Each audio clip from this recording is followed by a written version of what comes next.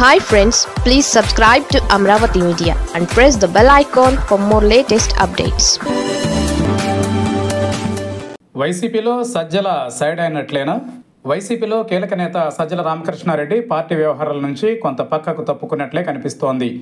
అధికారంలో ఉన్నప్పుడు అంతా తానే అయి వ్యవహరించిన సజ్జల రామకృష్ణారెడ్డి విపక్షంలోకి వచ్చిన తరువాత మాత్రం ఒకంత బ్యాక్ బెంచ్కే పరిమితమైనట్లే కనపడుతోంది.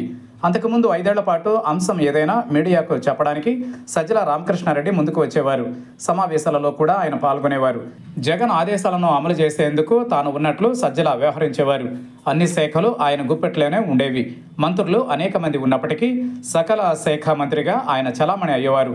హోంశాఖ నుంచి అన్ని శాఖలలో ఆయన చెప్పినట్లు జరగాల్సిందే. పోలీసుల బదిలీ నుంచి ఇతర ఉన్నతాధికారుల ట్రాన్స్ఫర్ వరకు ఆయన ఆదేశాలకు అనుగుణంగా చేయాల్సిందే. అందుకే సజ్జల రామకృష్ణారెడ్డిపై నాటి ప్రతిపక్ష తెలుగుదేశం, జనసేన అధినేతలు నేరుగా విమర్శలు చేసేవారు. తాము అధికారంలోకి వస్తే అప్పుడు చెబుతామని వార్నింగులు కూడా ఇచ్చారు. అయితే వైసీపీ అధికారం కోల్పోయిన తరువాత సజ్జల సైలెంట్ అయ్యారు. జగన్ కూడా ఆయనకు పెద్దగా ప్రయారిటీ ఇస్తున్నట్లు కనిపించడం లేదు. సమావేశాలకు కూడా ఆయన దూరంగానే ఉంటున్నారు. తాడేపల్లిలోని పార్టీ కేంద్ర కార్యాలయానికి కూడా ఆయన అరుదుగా వస్తున్నారు. అదే సమయంలో ముఖ్య నేతల సమావేశాలకు కూడా సజ్జల కనిపించకపోవడం ఇప్పుడు చర్చనీయాంశమైంది.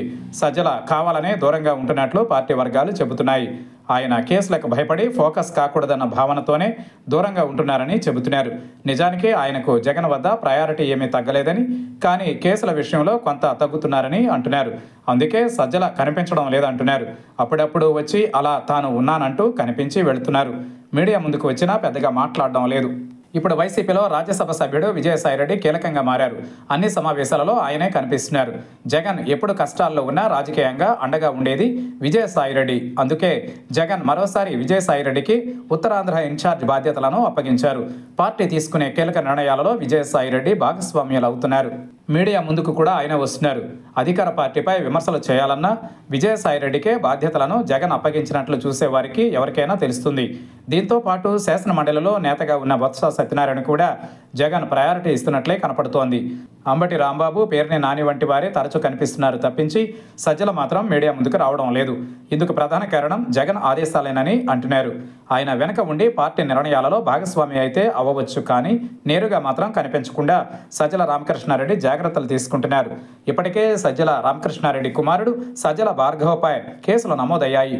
సజ్జలపై కేసులు నమోదైనా ఆయన న్యాయస్థానాలను ఆశ్రయించి కొంత వెసులుబాటును తెప్పించుకున్నారు.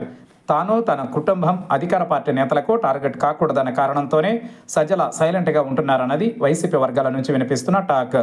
జగన్పై ఎన్ని ఆరోపణలు చేసినా, కాకినాడ పోర్టు వ్యవహారమైనా ఇంకొకటైనా దానిని ఖండించేందుకు మాత్రం సజ్జల రామకృష్ణారెడ్డి ముందుకు రావడం లేదన్నది పార్టీ నేతలే చెబుతున్నారు. అధికారంలో ఉన్నప్పుడు ఒంటి చేతితో పార్టీని, నేతలను ఒక ఆట ఆడించిన సజ్జల ఇప్పుడు మాత్రం నేతలు చెప్పినట్లు తల ఆడించాల్సి రావడం విధి లిఖితమే. అదే రాజకీయాలంటే. అందుకే అధికారంలో ఉన్నప్పుడు కానీ లేనప్పుడు కానీ ఒకే విధంగా వ్యవహరిస్తే ఇప్పుడు ఈ రకమైన సమస్యలు వచ్చేవి కావన్నది అందరూ చెప్పే వాస్తవం. మరి సజ్జల కావాలని సైడ్ అయిపోయారా, సైడ్ చేశారా అన్నది మాత్రం తెలియాల్సి ఉంది.